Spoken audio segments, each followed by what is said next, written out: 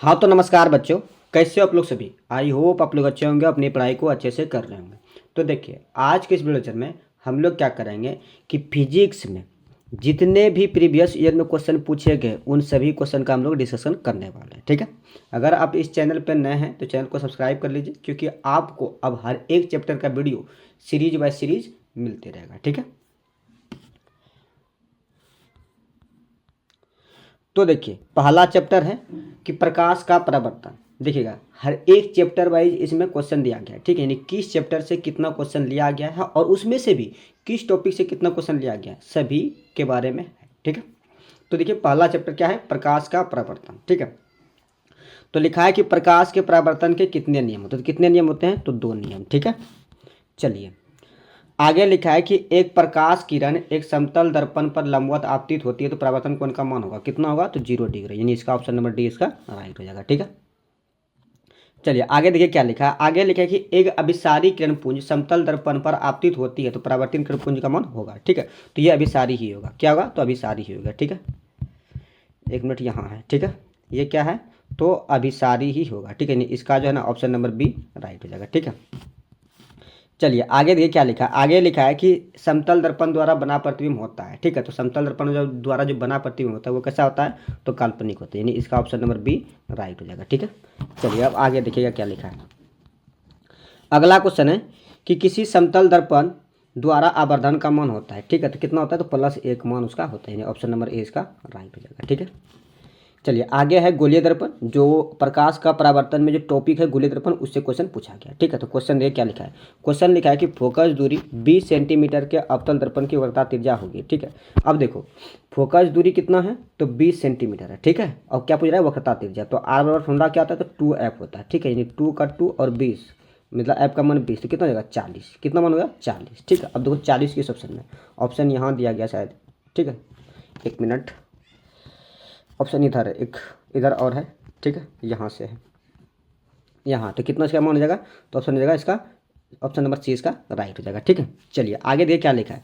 आगे लिखा है कि आंख नाक गला के चिकित्सक द्वारा प्रयोग में लाया जाने वाला दर्पण, तो कौन सा दर्पण हो जाएगा, तो अवतल दर्पण, इसका ऑप्शन नंबर बी राइट हो जाएगा। ठीक है, चलिए आगे देखिए क्या लिखा है। आगे लिखा है कि उत्तल दर्पण में आवर्धन का मान होता है। ठीक है, नहीं उत्तल दर्पण में आवर्धन का मान कितना होता है उसके बारे में बताना है। ठीक है, तो उत्तल दर्पण में आवर्धन का मान होता है ना, वो कितना होता है, 1/2 होता है। कितना होता है, महत्तम मान 1/2 होता है। ठीक है, चलिए अगला क्वेश्चन है कि हजामत के लिए किस दर्पण का उपयोग किया जाता है। ठीक है, बताइए। ऑप्शन ए में है अवतल दर्पण, ऑप्शन बी में है समतल दर्पण, ऑप्शन सी में है उत्तल दर्पण, ऑप्शन डी में क्या है, इनमें से कोई नहीं। तो बताइए इस क्वेश्चन का आंसर क्या होगा, तो यानी अवतल दर्पण, हजामत के लिए अवतल दर्पण का उपयोग किया जाता है। ठीक है, चलिए अब आगे देखिए क्या लिखा है। आगे यहाँ से एक मिनट रुकिए, प्रॉपर इसको करने दीजिए यहाँ से। ठीक है, चलिए अब ठीक है। लिखा है कि किसी वस्तु का अवतल दर्पण द्वारा बना प्रतिबिंब आभासी सीधा तथा वस्तु से बड़ा पाया गया है तो वस्तु की स्थिति कहाँ होनी चाहिए, तो वस्तु की स्थिति कहाँ होनी चाहिए, तो दर्पण के ध्रुव और मुख्य फोकस के बीच में, यानी इसका ऑप्शन नंबर डी सही हो जाएगा। ठीक है, चलिए आगे लिखा है कि अवतल लेंस द्वारा प्रतिबिंब होता है। तो अवतल लेंस द्वारा प्रतिबिंब जो होता है ना, वो छोटा भी होता है, सीधा भी होता है और आभासी भी होता है, मीन इसका ऑप्शन नंबर डी राइट हो जाएगा। ठीक है, चलिए अब आगे देखिए क्या लिखा है। आगे लिखा है क्वेश्चन नंबर 7 से, यहाँ से यदि किसी बिंब का प्रतिबिंब का आवर्धन ऋणात्मक हो तो प्रतिबिंब की प्रकृति होगी, तो कैसा होगा, वास्तविक और उल्टा, यानी ऑप्शन नंबर डी इसका राइट हो जाएगा। ठीक है, चलिए अगला क्वेश्चन है कि यदि अवतल दर्पण का निचला आधा भाग टूट जाए तो प्रतिबिंब बनेगा, तो प्रतिबिंब कैसा बनेगा, तो कम तीव्र बनेगा, यानी ऑप्शन नंबर सी इसका राइट हो जाएगा। ठीक है, चलिए आगे क्या लिखा है कि फोकस दूरी 10 सेंटीमीटर के अवतल दर्पण द्वारा उत्पन्न आवर्धन धनात्मक होगा यदि वस्तु दूरी का मान कितना होना चाहिए, 10 सेंटीमीटर से कम होना चाहिए, यानी ऑप्शन नंबर सी इसका राइट हो जाएगा। ठीक है, चलिए अगला क्वेश्चन है कि फोकस से ध्रुव की ओर आने पर अवतल दर्पण में आवर्धन का मान क्या होता है, तो आवर्धन का मान बढ़ता है, यानी फोकस से अगर ध्रुव की ओर आएंगे, यानी एफ से ये एक दर्पण है। ठीक है, यहाँ रहता है ध्रुव, अगर इधर से इधर की ओर आएंगे तो क्या होगा, तो आवर्धन का मान कितना होगा, तो बढ़ेगा। ठीक है, समझ गए। आगे देखिए क्या लिखा है कि एक अवतल दर्पण के प्रधान अक्ष पर चलती चींटी का प्रतिबिंब सीधा है तथा बढ़ता जा रहा है तो चींटी की गति की दिशा है, तो वो चींटी की गति की दिशा, यानी यहाँ देखो फोकस से किधर होगी, ध्रुव की ओर जाएगी तभी क्या होगी, बढ़ेगी, यानी ऑप्शन नंबर 20 का भी राइट हो जाएगा। ठीक है, चलिए आगे देखिए क्वेश्चन क्या लिखा है। आगे क्वेश्चन लिखा है कि किसी दर्पण की फोकस दूरी चिन्हों की परिपाटी के अनुसार ऋणात्मक मानी जाती है। तो देखो चिन्हों की परिपाटी के अनुसार दर्पण की जो फोकस दूरी है ना, वो फोकस दूरी समतल का तो होगा नहीं, ठीक है, अवतल का ही माइनस होता है, अवतल का, और उत्तल का क्या होता है, तो प्लस होता है, ठीक है, नहीं इसका ऑप्शन नंबर बी राइट हो जाएगा, ठीक है। चलिए अगला क्वेश्चन ये क्या लिखा है, अगला क्वेश्चन है कि अवतल दर्पण में आवर्धित काल्पनिक प्रतिबिंब बनाने के लिए वस्तु को कहाँ रखा जाता है, तो वो वस्तु को रखा जाता है फोकस और ध्रुव के बीच में, ऑप्शन नंबर ए इसका राइट हो जाएगा, ठीक है। चलिए अगला क्वेश्चन ये क्या लिखा है, अगला क्वेश्चन है कि किसी गोलीय दर्पण की फोकस दूरी +20 सेंटीमीटर है, तो ये गोलीय दर्पण किस प्रकार का होगा, यानी किस प्रकार का। देखो फोकस दूरी अब प्लस में दिया गया, +20 सेंटीमीटर है, तो देखो फोकस दूरी अभी हम बताएं कि उत्तल दर्पण जो है फोकस दूरी पॉजिटिव में होता है, तो ये दर्पण किस प्रकार का होगा, उत्तल दर्पण, ठीक है। अब यहाँ आंसर भी देख लेते हैं, ठीक है। चलिए आंसर कहाँ है, यहाँ, ठीक है, तो इसका जो राइट आंसर होगा क्या होगा, वो हो जाएगा ऑप्शन नंबर बी, यानी उत्तल दर्पण हो जाएगा, ठीक है। चलिए अगला क्वेश्चन है कि निम्नलिखित में से दर्पण सूत्र कौन है, तो दर्पण सूत्र होता है 1/f बराबर 1/u प्लस 1/v। अब देख लो v किस ऑप्शन में है, ठीक है, तो ये शायद ऑप्शन नंबर बी में दिख रहा है इस तरह, ठीक है, यानी इसका जो राइट आंसर होगा ऑप्शन नंबर बी इसका राइट हो जाएगा, ठीक है। चलिए अगला क्वेश्चन है कि निम्नलिखित में से किस दर्पण द्वारा किसी वस्तु का आभासी प्रतिबिंब मिल सकता है, तो देखो आभासी प्रतिबिंब समतल दर्पण से भी मिलेगा, उत्तल से भी मिलेगा और अवतल से भी मिलेगा, मीन्स इनमें से सभी इसका राइट हो जाएगा, ठीक है। तो देखो ये था, देखो 16 क्वेश्चन, हालांकि और भी क्वेश्चन होगा, ठीक है, 16 से ज़्यादा भी क्वेश्चन है, ठीक है, एक चैप्टर से इतना 2023 और 24 में प्रीवियस ईयर में इतना क्वेश्चन पूछा गया है सिर्फ प्रकाश का परावर्तन से, ठीक है, समझे। चलिए ये चैप्टर हम लोग का कंप्लीट हो गया, अब हम लोग दूसरा चैप्टर देखते हैं प्रकाश का अपवर्तन, ठीक है। तो देखिए प्रकाश के अपवर्तन से कितना क्वेश्चन पूछा गया है, ठीक है। तो पहला क्वेश्चन है कि कांच की एक समांतर पट्टिका पर श्वेत किरण तिरछी आपतित होती है, निम्नलिखित में कौन प्रथम अपवर्तन के साथ घटित होगा।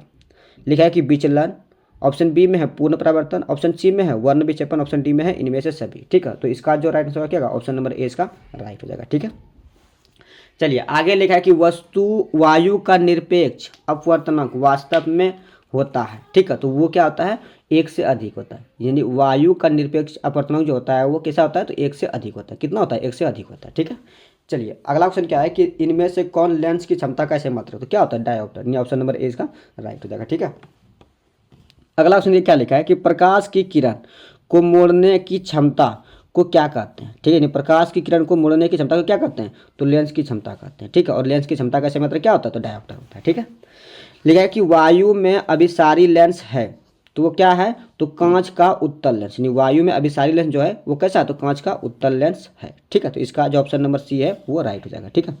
चलिए अब क्वेश्चन नंबर 6 से यहाँ देखिए, लिखा है कि जब प्रकाश की किरण हवा, मतलब हवा से कांच में जाती है तो वो मुड़ जाती है, ठीक है, तो वो अभिलंब की ओर मुड़ जाती है, ठीक है, यानी सघन से, यानी बिरल से जब सघन में जाती है तो वो अभिलंब की ओर मुड़ती है, ठीक है। अब वही जब सघन से बिरल जाती है तो अभिलंब से दूर भागती है, ठीक है। चलिए अगला क्वेश्चन क्या है कि निम्नलिखित में से किसका अपवर्तनांक सबसे कम होता है, ठीक है, तो सबसे कम अपवर्तनांक किसका होता है, तो पानी का होता है, ठीक है, नहीं इसका ऑप्शन नंबर सी राइट हो जाएगा, ठीक है। चलिए अब आगे क्वेश्चन इधर लिखा है, देखिए क्वेश्चन क्या है। अगला क्वेश्चन यहाँ से है कि प्रकाश के अपवर्तन के कितने नियम हैं, तो कितने हैं, प्रकाश के परावर्तन के जितने नियम हैं उतने ही प्रकाश के अपवर्तन के भी नियम है, मीन्स कितना नियम है, तो 2 नियम है, ठीक है, यानी इसका ऑप्शन नंबर बी राइट हो जाएगा, ठीक है। चलिए अगला क्वेश्चन क्या लिखा है कि अगला क्वेश्चन है कि किसी माध्यम में अपवर्तनांक का मान क्या होता है, तो साइन आई बटा साइन आर होता है, यानी ऑप्शन नंबर ए इसका राइट हो जाएगा, ठीक है। चलिए अगला क्वेश्चन है कि लेंस की क्षमता का एस आई मात्रक, अभी ने जस्ट डिस्कस किए थे, लेंस की क्षमता का ऐसा मात्रक क्या होता है, तो डायोप्टर, यानी इसका ऑप्शन नंबर डी सही हो जाएगा, ठीक है। चलिए आगे देखिए क्वेश्चन क्या लिखा है, अगला क्वेश्चन यहाँ से, अवतल लेंस में आवर्धन m बराबर होता है, ठीक है, अवतल लेंस बराबर कैसे होता है, तो v/u होता है, आवर्धन का जो मान होता है अवतल लेंस में कैसा होता है, तो v/u होता है, ठीक है। अब आगे लिखा है कि हीरे का अपवर्तनांक होता है, तो हीरे का अपवर्तनांक कितना होता है, 2.42, यानी ऑप्शन नंबर डी इसका राइट हो जाएगा, ठीक है। अगला क्वेश्चन है कि निम्नलिखित में से किस लेंस को अपसारी लेंस कहते हैं, ठीक है, यानी किस लेंस को अपसारी लेंस कहते हैं, तो अवतल लेंस को अपसारी लेंस भी कहा जाता है, उत्तल को बोलते हैं अभिसारी, दर्पण में जस्ट इससे उल्टा होता है। यहाँ देखिए हम लोग क्या बोल रहे हैं कि अवतल लेंस को अपसारी लेंस, लेकिन वही अगर दर्पण रहता अवतल दर्पण तो अवतल दर्पण को अभिसारी दर्पण कहा जाता है, लेकिन यहाँ लेंस है इसीलिए अवतल लेंस को क्या कहते हैं, अपसारी लेंस, ठीक है। चलिए अगला क्वेश्चन ये क्या लिखा है, अगला क्वेश्चन है कि विरल माध्यम से सघन माध्यम में जाती हुई किरण मुड़ जाती है, यानी विरल से सघन, ठीक है, तो अभिलंब की ओर मुड़ेगी। किस में रे? अभिलंब की ओर, यानी इसका ऑप्शन नंबर ए राइट हो जाएगा, ठीक है। अगला क्वेश्चन है कि निम्नलिखित में से किस लेंस की फोकस दूरी धनात्मक होती है? फोकस दूरी धनात्मक किसकी होती है? तो उत्तल लेंस की, ठीक है। जस्ट अभी डिस्कस किया कि फोकस दूरी धनात्मक जो होती है वो किस लेंस की होती है? तो उत्तल लेंस की, यानी ऑप्शन नंबर ए इसका राइट हो जाएगा, ठीक है। आगे लिखा है कि चिन्हों की निर्देशांक प्रॉपर्टी में धनात्मक फोकस दूरी होता है, ठीक है। तो किसका होता है? तो ये होता है उत्तल लेंस का भी होता है और उत्तल दर्पण का भी होता है, ठीक है।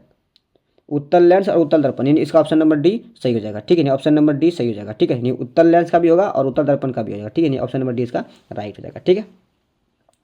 चलिए अगला क्वेश्चन ये क्या लिखा है? अगला क्वेश्चन है कि सघन माध्यम से विरल माध्यम में गमन करने पर आपतन कोण आई और परावर्तन कोण आर में क्या संबंध होगा, ठीक है। तो वो होता है आर जो है ना हमेशा आई से बड़ा होता है, आर हमेशा आई से बड़ा होता है, ठीक है। यानी ऑप्शन नंबर सी इसका सही हो जाएगा। लिखा है कि निर्देशांक चिन्ह प्रॉपर्टी में सभी दूरियां मापी जाती है। निर्देशांक चिन्ह प्रॉपर्टी में सभी दूरियां किससे मापी जाती है? तो ध्रुव से ही मापी जाती है। ऑप्शन नंबर बी इसका राइट हो जाएगा, ठीक है। समझ गया तक? चलिए अब आगे है चैप्टर नंबर 3। हम लोगों ने यहाँ तक चैप्टर नंबर 2 तक कंप्लीट कर लिया, ठीक है। अब है चैप्टर नंबर 3, ठीक है। चैप्टर नंबर 3 का नाम क्या है? तो मानव नेत्र तथा रंग बिरंगा संसार, ये चैप्टर नंबर 3 है, ठीक है। क्या चैप्टर नंबर 3? कि मानव नेत्र तथा रंग बिरंगा संसार, ठीक है। अब इसमें देखिए कि इससे कितना ऑब्जेक्टिव। अब पहला क्वेश्चन ये क्या लिखा है? पहला क्वेश्चन है कि नेत्र में प्रवेश करने वाली प्रकाश किरणों का अधिकांश अपवर्तन होता है, तो वो होता है दृष्टि पटल के बाहरी पृष्ठ पर, ठीक है। ऑप्शन नंबर सी इसका राइट हो जाएगा, ठीक है। अगला क्वेश्चन है कि मानव नेत्र में किस प्रकार का लेंस लगाया? तो वो उत्तल लेंस लगाता है। किस प्रकार? तो उत्तल लेंस, इसका ऑप्शन नंबर ए राइट हो जाएगा, ठीक है। आगे देखिए क्या लिखा है? आगे लिखा है कि मानव की आंख में प्रवेश करने वाले प्रकाश की मात्रा को नियंत्रित कौन करता है? तो कौन करता है? तो वो पुतली करता है। ऑप्शन नंबर बी इसका राइट हो जाएगा, ठीक है। अगला क्वेश्चन है कि मानव नेत्र के लिए दूर बिंदु क्या है? तो दूर बिंदु अनंत है। वही अगर नजदीक बिंदु पूछता तो 25 सेंटीमीटर, दूर बिंदु पूछ रहा है तो अनंत हो जाएगा, ठीक है। ऑप्शन नंबर डी इसका राइट हो जाएगा, ठीक है। आगे क्वेश्चन लिखा है कि आंख के लेंस की वक्रता त्रिज्या को नियंत्रित कौन करता है? तो वो देखो दृष्टिपतल नहीं करता है, ना ही परितारिका करता है, पुतली भी नहीं करता है, कौन करता है? पक्ष माभी मांसपेशियां, ठीक है, यानी सिलियरी मांसपेशी करते हैं। ऑप्शन नंबर डी इसका सही हो जाएगा, ठीक है। अब देखिए दृष्टि दोष से क्वेश्चन पूछा गया, दृष्टि दोष से यहाँ से जो है ना, अब जितना भी क्वेश्चन है वो दृष्टि दोष से क्वेश्चन है, ठीक है। जो टॉपिक है मानव नेत्र तथा रंग बिरंगा संसार में दृष्टि दोष एक जो टॉपिक है, तो उस टॉपिक से देखिए कितना क्वेश्चन पूछा गया। लिखा है अगला पहला क्वेश्चन कि निकट दृष्टि दोष को निम्नलिखित में से किस लेंस के द्वारा हटाया जा सकता है? तो निकट दृष्टि दोष को हटाने के लिए उत्तल अवतल लेंस का प्रयोग करते हैं और दूर दृष्टि दोष को हटाने के लिए उत्तल लेंस। देखो क्या लिखा है? दूर दृष्टि दोष वाला नेत्र साफ साफ देख नहीं पाता है, दूर दृष्टि वाला दूर नहीं देख पाएगा, ठीक है। दूर दृष्टि वाला दूर और नजदीक दृष्टि वाला नजदीक। अब देखो इसमें अगर पूछेगा कि निकट दृष्टि जिसको दोष हो जाता है तो वो किसकी, यानी नजदीक या दूर की किसकी वस्तु को, मतलब किस तरह की वस्तु को साफ नहीं देख पाता है? तो ऑप्शन में मारना क्या? तो नज़दीक की। और जिसको दूर होगा तो वो दूर की वस्तु को साफ नहीं देख पाएगा। और दूर दृष्टि को दूर करने के लिए उत्तल लेंस का उपयोग किया जाता है। कौन सा लेंस? तो उत्तल लेंस का उपयोग किया जाता है। और वही नज़दीक दृष्टि को यानी निकट दृष्टि को अवतल लेंस का उपयोग किया जाता है, ठीक है। समझ गए यहाँ तक? अगला जो देखिए अगला है प्रिज्म से, ठीक है। प्रिज्म से प्रकाश का अपवर्तन। तो लिखा है कि एक साधारण प्रिज्म कितने सतहों से घिरा होता है? एक साधारण प्रिज्म किसमें कितने सतहों से? तो 5 सतहों से घिरा होता है, ठीक है। ऑप्शन नंबर सी इसका राइट हो जाएगा, ठीक है। आगे लिखा है कि दृश्य प्रकाश में किस वर्ण का तरंग दैर्ध्य अधिकतम होता है? तो ऑप्शन ए में है पीला, ऑप्शन बी में है बैगनी, ऑप्शन सी में है लाल, ऑप्शन डी में क्या? हरा। तो इसका जो राइट आंसर होगा क्या होगा? ऑप्शन नंबर सी इसका राइट हो जाएगा। यानी तरंग दैर्ध्य अधिकतम होता है लाल का। अब वही कम पूछे, ठीक है, कम किसका होता है? देखो बैगनी हैप्पी नाला, ये ना तारे नाला, तो कम जो होता है वो बैगनी का होता है। किसका होता है? कम बैगनी का होता है। और अधिकतम किसका होता है? तो लाल का होता है, ठीक है। चलिए अगला क्वेश्चन देखिए क्या लिखा है। अगला क्वेश्चन है कि इंद्रधनुष रंगीन क्यों होता है? ठीक है, तो ऑप्शन ए में है जल कण द्वारा श्वेत प्रकाश के वर्ण विक्षेपण के कारण। ऑप्शन नंबर बी में है जल कण द्वारा अवशोषण के कारण। ऑप्शन नंबर सी यहाँ से होगा, ठीक है। ऑप्शन नंबर सी है यहाँ से वायु के द्वारा श्वेत प्रकाश के वर्ण विक्षेपण के कारण। ऑप्शन नंबर डी में है इनमें से कोई नहीं, ठीक है। तो इसका जो राइट आंसर होगा क्या? ऑप्शन नंबर ए इसका राइट होगा, ठीक है। आप लोग देख लीजिएगा, अब तो यहाँ से वहाँ नहीं जा सकते हैं, ठीक है। तो ऑप्शन नंबर ए इसका राइट हो जाएगा, ठीक है। आगे लिखा है कि प्रकाश संश्लेषण के लिए दृश्य प्रकाश स्पेक्ट्रम का सबसे प्रभावी रंग है। ठीक है, तो प्रकाश संश्लेषण के लिए दृश्य प्रकाश स्पेक्ट्रम का सबसे प्रभावी रंग है ना, वो लाल रंग है। कौन सा रंग? तो लाल रंग है। ठीक है, यानी ऑप्शन नंबर ए इसका राइट हो जाएगा। ठीक है, आगे लिखा है कि श्वेत प्रकाश में वर्ण विक्षेपण उत्पन्न करता है। तो श्वेत प्रकाश में जो वर्ण विक्षेपण उत्पन्न करता है ना, वो कांच की सिल्ली से नहीं होता है, ना ही समतल दर्पण से होता है, ना ही गोलीय दर्पण से। किससे होता है? तो प्रिज्म से। ये इसका ऑप्शन नंबर डी राइट हो जाएगा। ठीक है, चलिए आगे देखिए क्या लिखा है। आगे लिखा है कि आकाश का नीला रंग होना किस परिघटना का परिमाण है। ठीक है, यानी आकाश का नीला रंग होना किस परिघटना का परिमाण है? तो ये परिकिरणन का परिमाण है। इसका ऑप्शन नंबर सी राइट हो जाएगा। ठीक है, चलिए अगला क्वेश्चन ये क्या लिखा है कि प्रकाश का न्यूनतम तरंग दैर्ध्य है, तो वो कितना है? तो 380 मिलीमीटर है, नैनोमीटर। ठीक है, 380 nm है। ठीक है, चलिए तो ये देखिए किससे था? तो प्रकाश के प्रकीर्णन, ये था प्रकाश के प्रिज्म से प्रकाश का परावर्तन। ठीक है, उससे था ये इतना क्वेश्चन। अब है वायुमंडलीय अपवर्तन से एक क्वेश्चन मात्र पूछा गया, किसमें? तो वो 2024 में। देखिए क्या पूछा गया, लिखा कि ओजोन परत किस हानिकारक विकिरण से पृथ्वी को सुरक्षा प्रदान करती है। ठीक है, तो वो पराबैंगनी किरण से सुरक्षा प्रदान करती है, यानी ऑप्शन नंबर सी इसका राइट हो जाएगा। ठीक है, आगे है प्रकाश का प्रकीर्णन से। देखिए कितना 2 क्वेश्चन पूछा गया। ठीक है, क्वेश्चन है कि वायुमंडल में प्रकाश का कौन सा वर्ण अधिक प्रकीर्णन करता है। ठीक है, तो वो नीला। कौन सा रे? तो नीला रंग अधिक प्रकीर्णन करता है, इसका ऑप्शन नंबर डी सही हो जाएगा। ठीक है, चलिए आगे क्या लिखा है। आगे लिखा है कि कुछ बादलों का रंग उजला क्यों होता है। ठीक है, तो वो प्रकीर्णन के कारण ही बादलों का रंग उजला होता है। ठीक है, तो ये था क्वेश्चन नंबर 3, यानी चैप्टर नंबर 3 से इतना क्वेश्चन पूछा गया था। ठीक है, अब है चैप्टर नंबर 4, क्या है? विद्युत यानी इलेक्ट्रिसिटी। ठीक है, अब इलेक्ट्रिसिटी से, अब यहाँ से जो भी क्वेश्चन आएगा वो सब इलेक्ट्रिसिटी का क्वेश्चन होगा। ठीक है, क्वेश्चन है कि कैथोड किरणों में क्या उपस्थित रहते हैं। तो क्या उपस्थित रहते हैं? तो इलेक्ट्रॉन उपस्थित है, नहीं इसका ऑप्शन नंबर ए इसका राइट हो जाएगा। ठीक है, आगे लिखा है कि निम्नलिखित पदार्थों में चालक है।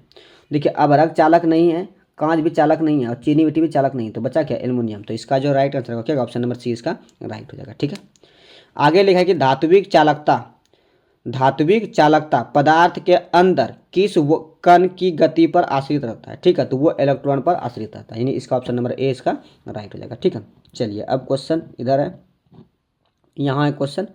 लिखा है कि किस उपकरण में धन और ऋण का चिन्ह नहीं होता है। ठीक है, तो वो कुंडली में धन और ऋण का चिन्ह नहीं होता है। ठीक है, देखो एमीटर में भी होता है, वोल्ट मीटर में भी होता है, विद्युत सेल यानी बैटरी में भी होता है, लेकिन कुंडली में धन और ऋण का चिन्ह नहीं होता है। ठीक है, अगला क्वेश्चन है कि आवेश का ऐसे मात्रक क्या होता है। तो ये ओम, आवेश का ऐसे मात्रक क्या होता है? कुलम होता है, ओम नहीं कुलम होता है। ये प्रतिरोध का ऐसे मात्रक है। ठीक है, देखो प्रतिरोध का ऐसे मात्रक ओम होता है, और आवेश का ऐसे मात्रक कुलम होता है, और धारा का ऐसे मात्रक एम्पियर होता है। ठीक है, और वोल्ट विभव का ऐसे मात्रक क्या होता है? तो वोल्ट होता है। ठीक है, इसका जो राइट आंसर होगा क्या होगा? उसका ऑप्शन नंबर बी राइट हो जाएगा। ठीक है, चलिए अब आगे देखिए, यहाँ से क्वेश्चन क्या पूछा गया है।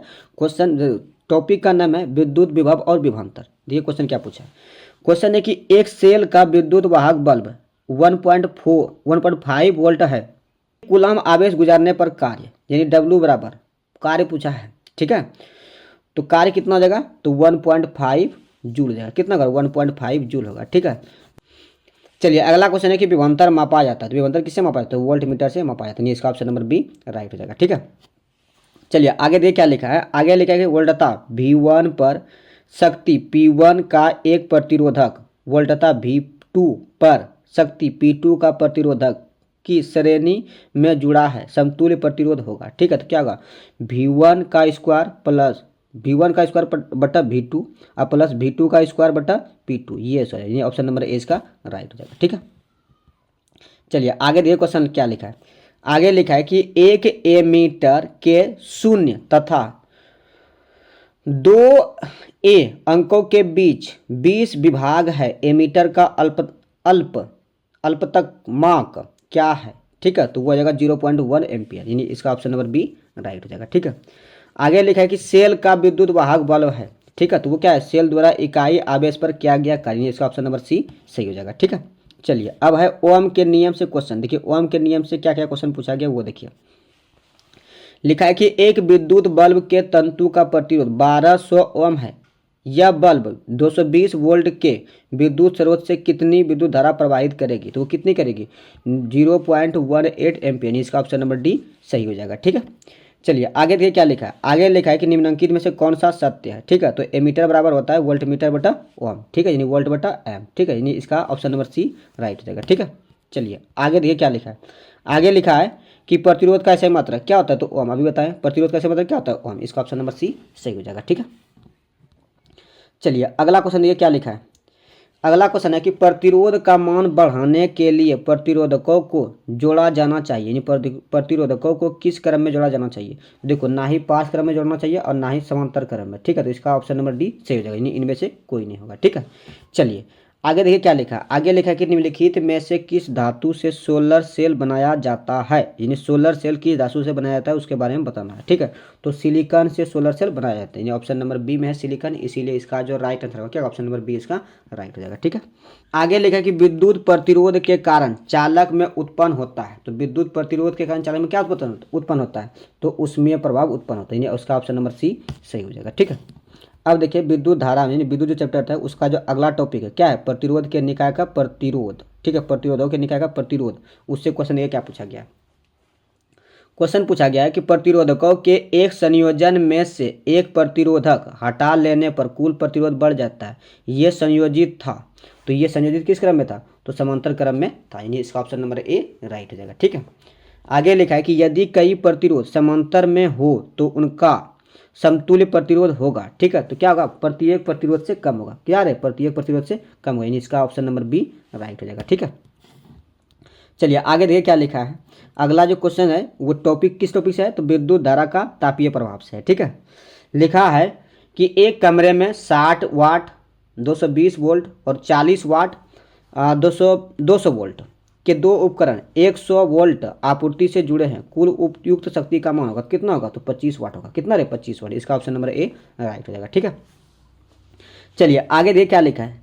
लिखा है कि निम्नलिखित में से कौन सा पद विद्युत परिपथ में विद्युत शक्ति को निरूपित करता है, तो विद्युत शक्ति को निरूपित करता है आई स्क्वायर आर बी और भी स्क्वायर बटा आर बी और भी आई बी। ठीक है, तो इसका जो राइट आंसर होगा क्या, इनमें से सभी इसका राइट हो जाएगा। ठीक है, अगला क्वेश्चन है कि 100 वाट 220 वोल्ट के बल्ब के आड़े 100 वोल्ट विभवांतर आरोपित करने पर प्रवाहित विद्युत धारा होगी। ठीक है, तो वो कितना होगा, तो 25/121 एम्पियर, 25/121 एम्पियर। ठीक है, यानी इसका जो राइट आंसर होगा ऑप्शन नंबर ए इसका राइट हो जाएगा। ठीक है, चलिए अगला क्वेश्चन है कि विद्युत बल्ब के फिलामेंट का द्रव होता है, तो विद्युत बल्ब का जो फिलामेंट होता है किसका बनाता है, टंगस्टन का बनाता है, यानी ऑप्शन नंबर बी इसका राइट हो जाएगा। ठीक है, चलिए अगला क्वेश्चन है कि किलोवाट घंटा मात्रक है, तो ये ऊर्जा का ऐसा ही मात्रक क्या होता है, तो किलोवाट घंटा, यानी इसका ऑप्शन नंबर क्या हो जाएगा, ए इसका राइट हो जाएगा। ठीक है, चलिए अब क्वेश्चन फिर यहाँ से फिर शुरू होगा। ठीक है, अब अगला क्वेश्चन जो है मतलब अगला चैप्टर है, क्वेश्चन नहीं अगला चैप्टर है। चैप्टर का नाम क्या है कि विद्युत धारा का चुंबकीय प्रभाव। ये चैप्टर नंबर कितना है रे, 5। चैप्टर नंबर कितना है, तो 5। देखिए क्या क्या क्वेश्चन पूछा गया चैप्टर नंबर 5 से। पहला क्वेश्चन है कि विद्युत धारा के चुंबकीय प्रभाव की खोज किसने किया था। ठीक है, तो ये किसने किया था, ओस्टेड ने किया था, यानी इसका ऑप्शन नंबर डी सही हो जाएगा। ठीक है, आगे क्वेश्चन है कि तांबे की तार की एक आयताकार कुंडली किसी चुंबकीय क्षेत्र में घूर्णन गति कर रही है। इस कुंडली में प्रेरित विद्युत धारा की दिशा में कितने परिभ्रमण के पश्चात परिवर्तन होगा। ठीक है, तो वो आधा, कितना है, आधा। इसका ऑप्शन नंबर बी राइट हो जाएगा। ठीक है, चलिए आगे देखिए क्वेश्चन क्या लिखा है। आगे लिखा है कि किसी युक्ति में विभक्त वलय दिक् परिवर्तक का कार्य करता है। ठीक है, तो क्या करता है, तो विद्युत जनित्र, यानी ऑप्शन नंबर डी इसका राइट हो जाएगा। ठीक है, लिखा है कि विभक्त वलय प्रयुक्त होता है, किसमें होता है, डीसी मोटर में। विभक्त वलय जो प्रयुक्त होता है किसमें होता है, तो डीसी मोटर में होता है। ठीक है, अगला क्वेश्चन है कि चुंबकीय फ्लक्स का एसआई मात्रक क्या होता है, तो चुंबकीय फ्लक्स का जो एसआई मात्रक होता है वो क्या होता है, तो वेबर होता है, यानी इसका ऑप्शन नंबर सी राइट हो जाएगा। ठीक है, चलिए अगला क्वेश्चन क्या है। क्वेश्चन लिखा है कि घरेलू विद्युत परिपथ में उदासीन तार का रंग होता है, यानी उदासीन तार का रंग क्या होता है, तो उदासीन तार का जो रंग होता है ना वो काला होता है। क्या होता है, काला होता है। और मेन तार लाल होता है। ठीक है, और अर्थिंग क्या होता है, हरा होता है। ठीक है, चलिए अगला क्वेश्चन क्या है कि घरेलू विद्युत परिपथ में प्रत्यावर्ती धारा की आवृत्ति होती है, तो घरेलू विद्युत परिपथ में प्रत्यावर्ती धारा की जो आवृत्ति होती है वो कितनी होती है, तो 50 हर्ट्ज होती है। इसका ऑप्शन नंबर ए राइट हो जाएगा। ठीक है, अगला क्वेश्चन है कि लघु पतन के समय परिपथ के प्रतिरोध का मान होता है, ठीक है। तो क्या होता है, बहुत कम हो जाता है, यानी लघु पतन के समय परिपथ का जो प्रतिरोध जो होता है ना वो बहुत कम हो जाता है। ये ऑप्शन नंबर 20 का राइट हो जाएगा, ठीक है। तो ये देखो क्वेश्चन मतलब चैप्टर नंबर 5 से मात्र इतना क्वेश्चन पूछा गया था। अब चैप्टर नंबर 6 है, क्या है, ऊर्जा के स्रोत, ठीक है। क्वेश्चन देखिए क्या पूछा है, लिखा है कि सौर ऊर्जा को सीधे विद्युत में बदलने वाली युक्ति को क्या कहते हैं, तो सौर सेल कहते हैं। क्या कहते हैं, सौर सेल। कहाँ लिखा है, ऑप्शन नंबर सी में है। तो इसका जो राइट आंसर होगा क्या, ऑप्शन नंबर सी इसका राइट हो जाएगा, ठीक है। चलिए अब का क्वेश्चन यहाँ से है, यहाँ से क्वेश्चन है कि निम्न में से कौन सा स्वच्छ स्रोत है, ठीक है। तो प्राकृतिक गैस जो है ना वो स्वच्छ स्रोत है, कोयला स्वच्छ नहीं है, लकड़ी भी स्वच्छ नहीं है, तो प्राकृतिक गैस स्वच्छ स्रोत है, ठीक है। आगे लिखा है कि निम्न में से कौन सा ऊर्जा स्रोत सौर ऊर्जा के व्युत्पन्न नहीं होता, सौर ऊर्जा के व्युत्पन्न नहीं होता, ठीक है। तो ये जो है नाभिकीय ऊर्जा है, ठीक है। इसका ऑप्शन नंबर डी राइट हो जाएगा, ठीक है। चलिए 1 मिनट रुक जाइए। अगला क्वेश्चन है कि कौन सा परंपरागत ऊर्जा के स्रोत है, ठीक है। तो जैव मात्रा या बायोगैस, ठीक है, या बायोमास, ठीक है, ये परंपरागत ऊर्जा के स्रोत है, ठीक है। चलिए अगला ऑप्शन ये क्या लिखा है, अगला क्वेश्चन है कि पवन विद्युत जनित्र में पवन की चाल कम से कम कितनी होनी चाहिए, ठीक है। तो वो होनी चाहिए 15 किलोमीटर पर घंटा। अगर 15 किलोमीटर पर घंटा से पवन यानी वायु बह रही है तभी जाके पवन में जो पवन चक्की है उससे जो है ना क्या होता है कि विद्युत का निर्माण होगा। उससे कम होगा तो नहीं होगा, ठीक है। उससे कम होगा तो शायद वही जो उसका मोटर होता है वही क्रैश हो जाता है, ठीक है। तो उतना मेंटेन करके रखना पड़ता है, ठीक है। आगे लिखा है कि जल विद्युत संयंत्र किस ऊर्जा को विद्युत ऊर्जा में रूपांतरित करता है, ठीक है। तो वो स्थितिज ऊर्जा को विद्युत ऊर्जा में मतलब परिवर्तित करता है। इसका ऑप्शन नंबर सी सही हो जाएगा, ठीक है। अगला क्वेश्चन है कि निम्नलिखित में से कौन ऊर्जा का अनवीकरणीय स्रोत है, ठीक है। तो ये पेट्रोलियम जो है ना अनवीकरणीय स्रोत है, ठीक है। बाकी बात सूर्य, पवन और बहता पानी ये नवीकरणीय स्रोत है, ठीक है। लेकिन पेट्रोलियम ही है जो कि ऊर्जा का अनवीकरणीय स्रोत है, ठीक है। अगला क्वेश्चन है कि जीवाश्म ईंधन की ऊर्जा का वास्तविक स्रोत है, ठीक है। तो जीवाश्म ईंधन की जो ऊर्जा का वास्तविक स्रोत है तो इनमें से कोई नहीं होगा। देखिए नाभिकीय संयंत्र भी नहीं होगा, सूर्य भी नहीं होगा, चंद्रमा भी नहीं होगा, ठीक है। तो बचा क्या, इनमें से कोई नहीं, ठीक है। तो इसका जो राइट आंसर होगा क्या, ऑप्शन नंबर डी इसका राइट हो जाएगा, ठीक है। अगला क्वेश्चन है, लिखा है कि जो दहन कर ऊष्मा उत्पन्न करते हैं उन्हें कहा जाता है, ठीक है। जो दहन कर ऊष्मा उत्पन्न करते हैं उसे क्या कहा जाता है, ठीक है। तो उसे ईंधन कहा जाता है। क्या कहा जाता है, ईंधन। इसका ऑप्शन नंबर बी राइट हो जाएगा, ठीक है। चलिए अगला क्वेश्चन क्या है कि सौर ऊर्जा को सीधे विद्युत में बदलने वाली युक्ति को क्या कहते हैं, ठीक है। सौर ऊर्जा को विद्युत में बदलने वाली युक्ति को सौर सेल कहा जाता है। इसका ऑप्शन नंबर सी सही हो जाएगा, ठीक है। अगला क्वेश्चन है कि नाभिकीय ऊर्जा प्राप्त करने के लिए निम्नलिखित में से कौन आवश्यक है, ठीक है। तो नाभिकीय ऊर्जा प्राप्त करने के लिए यूरेनियम आवश्यक है। इसका ऑप्शन नंबर बी राइट हो जाएगा, ठीक है। अगला क्वेश्चन है कि सौर सेल में किसका उपयोग किया जाता है, तो वो सिलिकॉन का उपयोग किया जाता है। ऑप्शन नंबर सी इसका राइट हो जाएगा, ठीक है। चलिए अब हम लोग लास्ट पहुंच गए, 2 क्वेश्चन मात्र बचा है। उसके बाद फिर केमिस्ट्री का है जो कि केमिस्ट्री का हम अगले दिन आप लोग को अगले दिन इसका वीडियो बना के अपलोड कर देंगे, ठीक है। लिखा है कि बॉक्स टाइप सौर कुकर की ऊपरी भाग में कांच का ढक्कन रहता है, इसका कारण क्या है, तो इसका कारण है कि विकिरण द्वारा ऊष्मा की हानि को रोकना है। उसका ऑप्शन नंबर बी राइट हो जाएगा, ठीक है। अगला क्वेश्चन है कि पृथ्वी पर ऊर्जा के मुख्य स्रोत है, ठीक है। तो वो क्या है, तो सूर्य है, ठीक है। तो ये था फिजिक्स का क्वेश्चन। जितने भी 2023 और 24 में 2023 और 24 में जितने भी क्वेश्चन पूछा गया था वो सभी क्वेश्चन का डिस्कशन हम कराएं, ठीक है। इसके बाद हम केमिस्ट्री का कराएंगे, उसके बाद फिर बायोलॉजी का, ठीक है। समझ गए। अब बाकी बात जिसको भी इसका पीडीएफ लेना होगा तो पीडीएफ के लिए आप सर्च कीजिएगा गुरुकुल बोर्ड, ठीक है। गुरुकुल बोर्ड पे आपको सारे पीडीएफ एक साथ मिल जाएगा, ठीक है। तो वहाँ पे आप सर्च करके ज्वाइन कर लीजिएगा। टेलीग्राम पे आप सर्च कीजिएगा गुरुकुल बोर्ड, ठीक है। वहाँ से आपको सर्च करके ज्वाइन कर लेना है, वहाँ पे आपको सारे पीडीएफ मिल जाएगा, ठीक है।